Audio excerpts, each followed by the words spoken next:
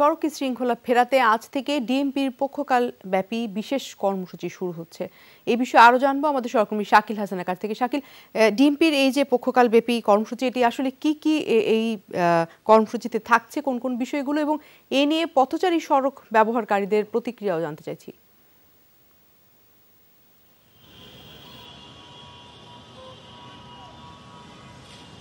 পথচারী যাত্রী চালকদের ট্রাফিক আইন মানার বিষয়ে একটি অভ্যাস গড়ে তোলার জন্য আবারও ঢাকা মেট্রোপলিটন পুলিশ ট্রাফিক সপ্তাহ পালন করছে। আজকে থেকে 31 জানুয়ারি পর্যন্ত এই সময়টা তারা ট্রাফিক কর্মসূচি হিসেবে পালন করবেন।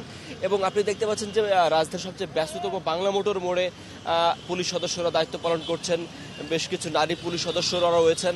পুলিশ সদস্যরা আসলে চাইছেন যে জেব্রা ক্রসিং আসলে যেখান দিয়ে পথচারী পারাপার হওয়ার জন্য নির্দিষ্ট করা আছে সেখান দিয়েই পথচারীরা পারাপার হোক, এবং চালকরা যেন জেব্রা ক্রসিং এর আগেই যে মার্কিং আছে সেই পর্যন্তই তারা গাড়িটি থামাক, যেন পথচারীরা সেই জেব্রা ক্রসিংটি দেখতে পান, এবং ট্রাফিক আইন মানার অর্থাৎ সিগন্যাল মানার যে প্রবণতা সেটি তারা অভ্যস্ত করানোর চেষ্টা করছেন চালকদের।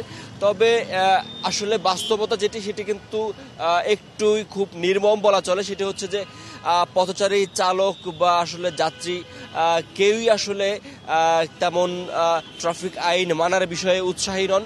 তবে পুলিশ সদস্যরা আপ্রাণ চেষ্টা করছেন তাদেরকে সেই বিষয়ে অভ্যস্ত করে তোলার জন্য, কারণ দীর্ঘদিনের অনভ্যস্ততার কারণেই আসলে যাত্রী চালক বা পথচারীরা এই ট্রাফিক আইন সম্পর্কে বেশিরভাগই জানেন না, এবং যারা জানেন তারা আসলে মানার বিষয়টি তাদের অনেকেরই খেয়াল থাকে না। আমরা অনেক যাত্রীর সঙ্গে, চালকের সঙ্গে এবং পথচারীর সঙ্গে কথা বলছিলাম যে তারা বেশিরভাগই বলছিলেন যে তারা অনেকেই জানেন না, এবং যারা জানেন বলছিলেন তারা আসলে মানার বিষয় তাদের মাথায় তারা সেটি কাজ করেনি। হঠাৎ করে তিনি বলছেন যে ভুলে তিনি রাস্তায় চলে এসেছেন। এই সমস্ত ক্ষেত্রে আসলে পুলিশ সদস্যরা চাইছেন যে যাত্রীরা যেন সেই ট্রাফিক আইনটি জানেন এবং মানার বিষয়ে সচেতন হন। টুম্পা, নিশ্চয়ই নিঃসন্দেহে একটি ভালো উদ্যোগ।